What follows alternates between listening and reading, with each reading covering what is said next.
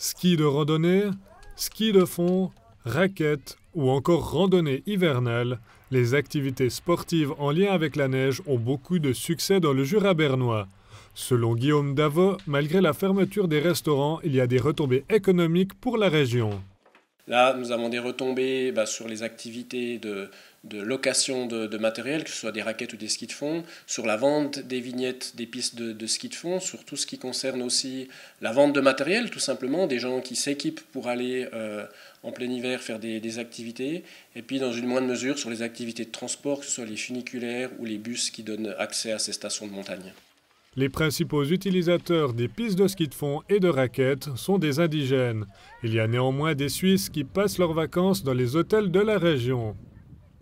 Respecter les zones de tranquillité, rester sur les sentiers, éviter les lisières de forêt et tenir les chiens en laisse sont les 4 règles que le parc Chasseral voudrait que les gens respectent.